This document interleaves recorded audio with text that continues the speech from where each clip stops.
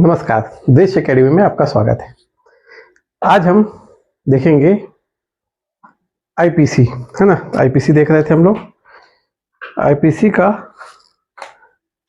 आगे देखते हैं आज। अरे यार, मेरा पेन कहाँ गया?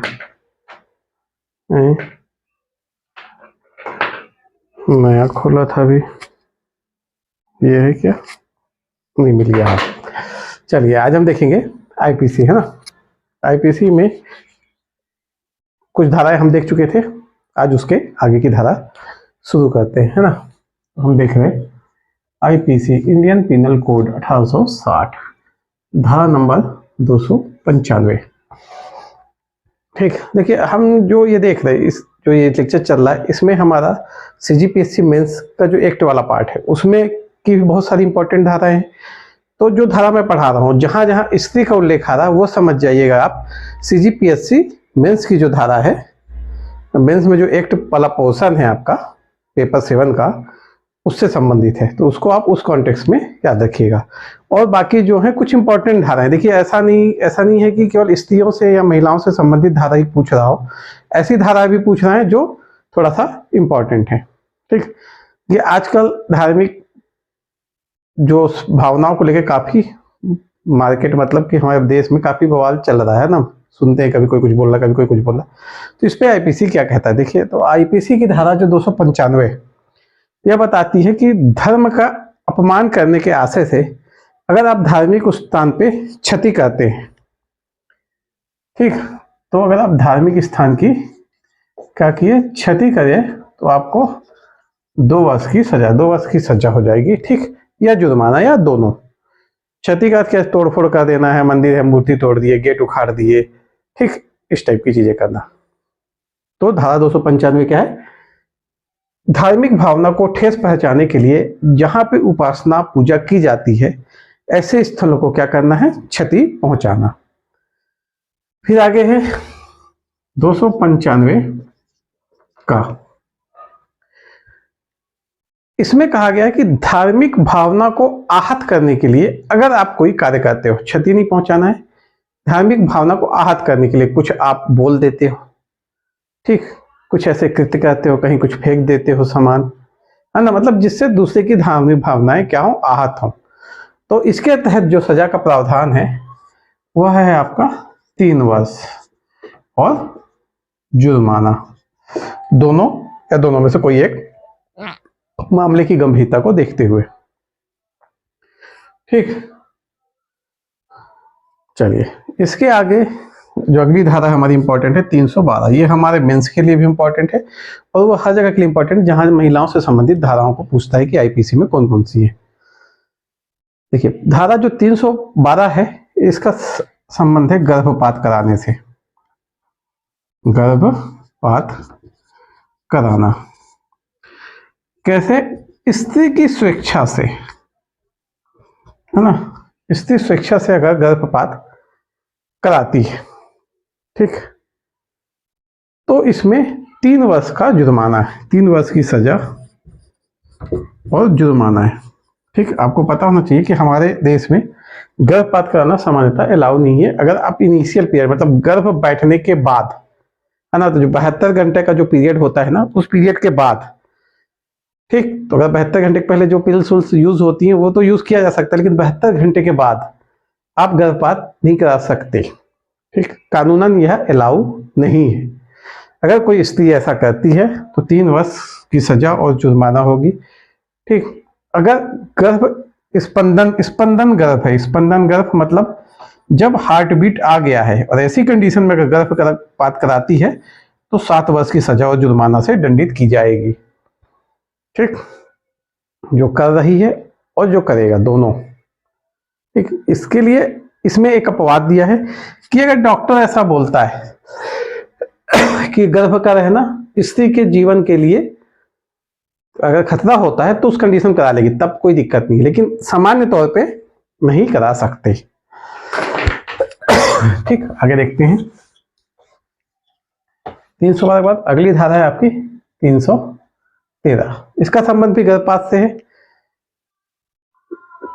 लेकिन यह ऐसा गर्भपात है जब स्त्री की सम्मति ना हो।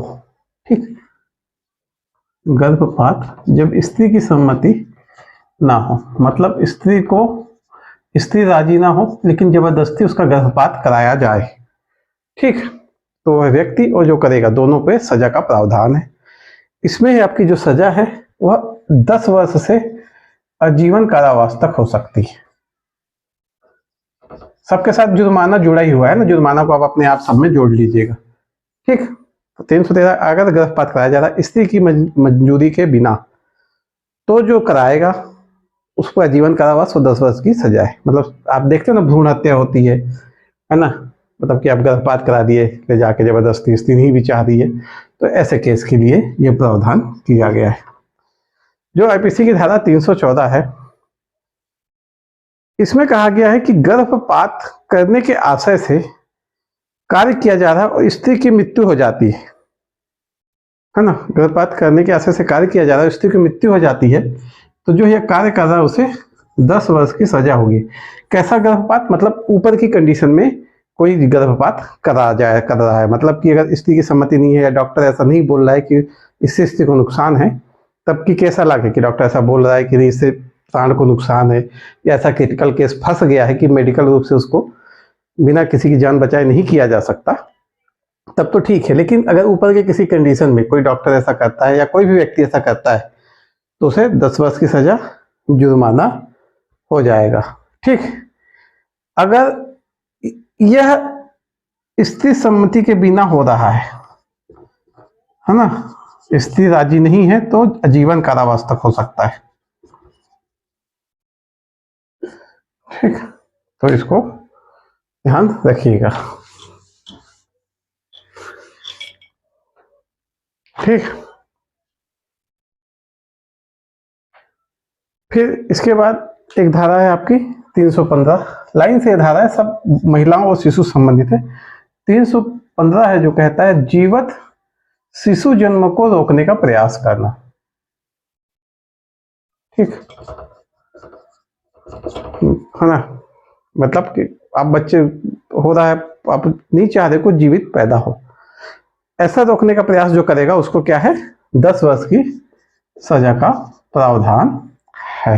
10 वर्ष की सजा और जुर्माना दोनों का प्रावधान है, ठीक। ऐसे कुछ में अगर शिशु की मृत्यु हो जाती है, जिसे हम शिशु हत्या, भ्रूण हत्या कह देते हैं, तो इसमें भी आपका 10 वर्ष की सजा का प्रावधान है।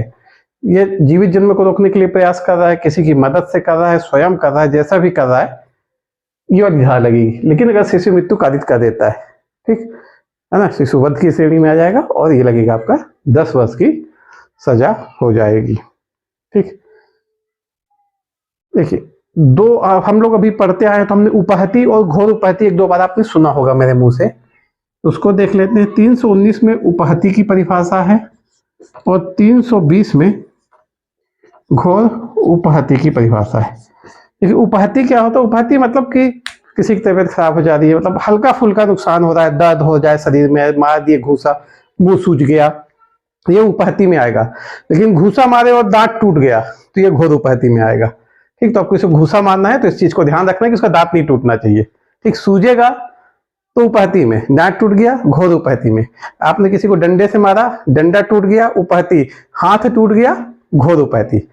तो उपहति मतलब कि सामान्य जो हो गए, थप्पड़ मार दिए, घूसा मार दिए, लात घूसा मार दिए, कुछ टूट फूट नहीं हो रही है। घोर उपहति में शरीर का विकलांग होना, मृत्यु कारित होना, गंभीर चोट आना, चेहरा का रूप बदल जाना, चेहरा विकृत हो जाना, हाथ पांव टूट जाना, ठीक, अंग का कटफट जाना, ये सब किस में आता है, घोर उपहति में। इन दोनों की परिभाषाएं ही दी गई है 319 और 320 में, ठीक। 325 में दिया गया है, अगली धारा 325, यही घोर उपहति से स्वेच्छतया, है ना, मतलब जो मर्जी से घोर उपहति कर रहा है, जो जानता है कि ऐसा करने से सामने वाले का हाथ टूट जाएगा, पांव टूट जाएगा, या विकलांग हो जाएगा, या मर भी सकता है, तो इस पे कौन कितनी सजा होगी, 7 वर्ष की सजा होगी। देखिए ऐसा नहीं, जैसे ये स्वेच्छता घोर उपहति कर रहा है, सामने वाला मर गया, ये धारा लगेगी, प्लस 7 में 302 भी लगेगी। ऐसा नहीं कि ये लगा दी 302, ये लगेगी, पर मृत्यु हो रही तो उसके लिए फिर 302, जितनी कनेक्ट। इसलिए आप देखो एक केस में बहुत सारी धाराएं जुड़ जाती है, क्योंकि जितनी कनेक्टेड धाराएं होंगी सब जुड़ जाती हैं फिर, ठीक। तो ऐसे ही होता है, जैसे स्वच्छता घोर उपैति किया, मृत्यु कारित हो गई, मृत्यु कारित हो गई, मानव वध में चला गया, तो 302 लग गया, 302 लगा प्लस 7 में ये लगा, तो 7 वर्ष तो ये मिनिमम फिक्स हो गया, फिर 302 के प्रावधान के तहत जो सजा होगी वो मिलेगी। तो ऐसे होता है, ठीक। 325। चलिए अगली धारा जो हमारे लिए इंपॉर्टेंट है वो है 326 का। ये बहुत इंपॉर्टेंट धारा है, इसको ध्यान दीजिए। 326 का अम्ल का प्रयोग कर अगर किसी का उपहति कारित करते हैं तब का प्रावधान करता है, ठीक। 326 का अम्ल के प्रयोग से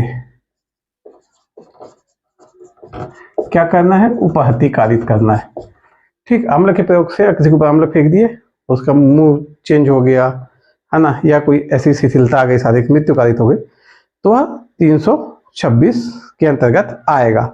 और इसमें 10 वर्ष से लेके आजीवन कारावास की सजा होगी। ये इंपॉर्टेंट है, एक्चुअली महिलाओं से संबंधित तो है, क्योंकि हमने जितने ज्यादातर अम्ल अटैक जो देखते हैं हम, वह संबंधित महिलाओं से ही देखते हैं। किसी महिलाओं के ऊपर फेंक दिया, किसी अपनी गर्लफ्रेंड के ऊपर फेंक दिया, तो ज्यादातर हमको ऐसी केस सुनने को मिलते हैं, इसलिए धारा थोड़ी सी इंपॉर्टेंट हो जाती है। देखिए क्वेश्चन में वही धाराएं पूछी जाएंगी जो समाज में ज्यादा प्रचलित हैं और जो आज की डेट में ज्यादा माहौल में, जैसे 395 295 बोला मैं, क्योंकि आजकल उससे संबंधित हम वक्तव्य सुनने को बार बार पाते हैं। 326 अम्ल अटैक हमने कई बार सुना है, कई गंभीर इसके परिणाम देखे, तो ये भी इंपॉर्टेंट हो जाता है, ठीक।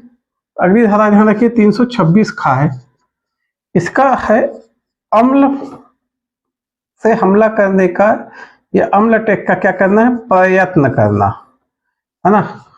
अम्ल फेंक तो नहीं पाया पर प्रयत्न कर रहा, या किसी को अम्ल दिया फेंकने के लिए, है ना।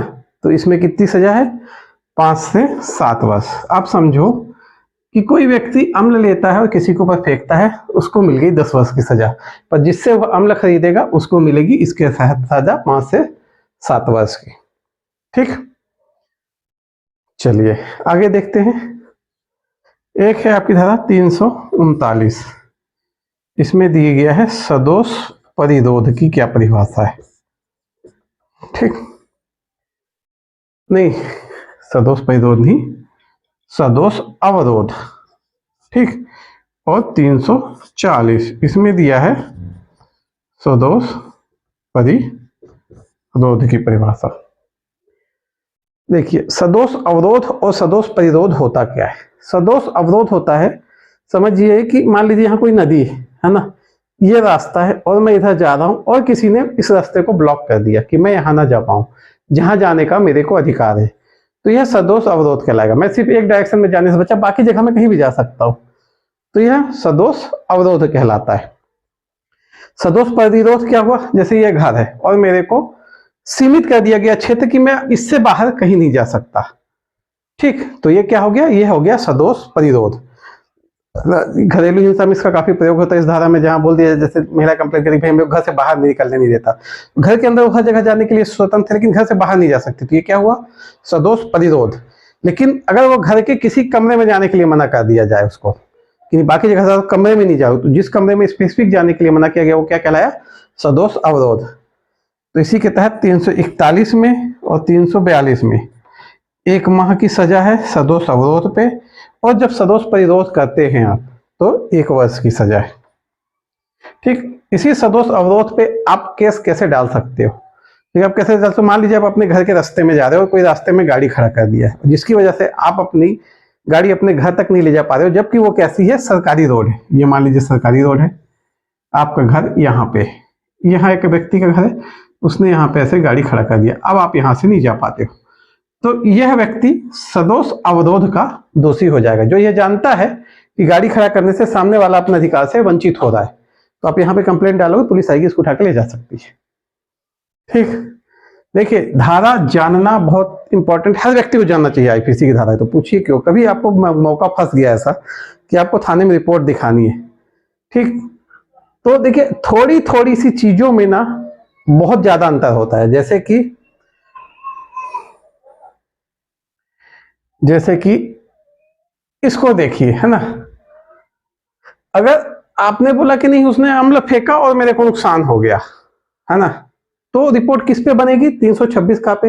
लेकिन आप बोलो कि नहीं वो ट्राई कर रहा था, है ना, तो क्या हो गया, ये प्रयत्न वाले में चला जाएगा 326 का। भले आपको थोड़ा सा छींटा आया है, लेकिन अगर आपने इस चीज पे रिपोर्ट लिखाई तो क्या पड़ेगी? कितनी सजा बन जाएगी? 10 वर्ष की। लेकिन अगर इस पे आ गई तो 5 से 7 वर्ष की सजा हो जाएगी कि नहीं बस प्रयत्न किया, अगर किसी ने साबित कर दिया था तो।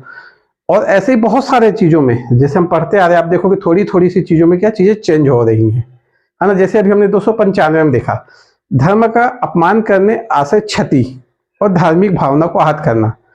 अगर हम गए रिपोर्ट लिखाने, है ना, और हमने लिखा दिया रिपोर्ट में कि नहीं उसने हमारे मंदिर को नुकसान पहुंचाया, तो किस में चला गया केस? क्षति में चला गया। क्षति में जाएगा 2 वर्ष की सजा। लेकिन अगर मैंने थोड़ी सी भाषा को चेंज कर दिया और मैंने लिखा दिया कि उसने हमारी धार्मिक भावनाएं आहत की, ठीक, तो क्या हुआ? केस किस में चला गया? 295 का में चला गया, तो किस में चला जाएगा? 3 वर्ष सजा में चला जाएगा। तो जब भी आप कोई रिपोर्ट लिखाते हैं, है ना, कभी भी आप भविष्य में जा रहे हो रिपोर्ट लिखाने, तो उसके पहले एक बार आपको आईपीसी पढ़ लेना चाहिए, आप किस संबंध में रिपोर्ट लिखाने जा रहे हो, उसके धाराएं कैसी कैसी। क्योंकि देखिए एक एक धारा में जो इंपॉर्टेंट लग रही है वो बता रहा हूं, इसके बीच में भी कई अपवाद हैं, कुछ इसके भी मतलब उपधाराएं हैं जिसमें कई अपवाद दिए हैं। तो उन सब चीजों से जब बच के लिखाओगे आप रिपोर्ट, तो आपकी रिपोर्ट स्ट्रांग बनेगी। अगर आप उनसे मिला दिए, देखिए कई बार बोलते हैं ना, पुलिस वाले जानबूझ के रिपोर्ट कमजोर कर देते हैं, सुनने को मिलता है, कई बार लोग कंप्लेन करते हैं कि उन्होंने ऐसा कर दिया। ऐसा नहीं, आपको लगता है जैसे कि मान लीजिए किसी ने कोई बहुत ही अच्छा, मतलब कोई ऐसा व्यक्ति है जो अच्छा प्रभाव रखता है थाने में, और उसके खिलाफ कोई केस जाता है, तो फिर उन लोग धारा में इधर उधर कर देते हैं। धारा में इधर नहीं, वो आपके भाषा में चेंज करवाएंगे, बोले यार इसको ऐसा लिख दो, ज्यादा अच्छा होगा। आपको लगेगा एक ही चीज तो लिख रहा है, क्या फर्क पड़ता है। पर जब आईपीसी की आप पढ़ोगे तो उसमें थोड़ी थोड़ी सी चीजों में बहुत ज्यादा फर्क पड़ता है।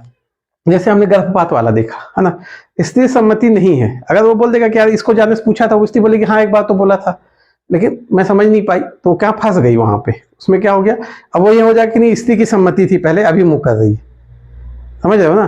तो क्या हो, धारा एकदम से चेंज हो जाती है। तो इसलिए इन धाराओं की जानकारी तो खैर सभी को होनी चाहिए। मेरे को लगता है इन सबको ना सरकार को बेसिक सिलेबस में शामिल कर देना चाहिए, क्योंकि हमको इस समाज में रह रहे हैं, तो इस समाज के हिसाब से ये सारी चीजें हमको जानकारी होनी चाहिए। कम से कम सीआरपीसी, आईपीसी और संविधान, ये तीनों चीजों सरकार को एकदम बेसिक सिलेबस में, मतलब आपको दूसरी तीसरी से पढ़ाना शुरू कर देना। मतलब दूसरी तीसरी में बहुत जल्दी हो जाएगा, 5वीं के बाद शुरू कर देना चाहिए पढ़ाना। 5वीं से 10वीं तक पढ़ाओ, 10वीं के बाद फिर आप स्पेसिफिक सब्जेक्ट कर दो। चलिए ये हो गया। हाँ, अगली धारा है जो इंपॉर्टेंट हमारे पास 353। देखिए इसमें है कि अगर आप किसी लोक सेवक को उसके कर्तव्य करने से रोकते हैं बल का प्रयोग करके, ठीक, तो लोक सेवक को कर्तव्य से रोकना।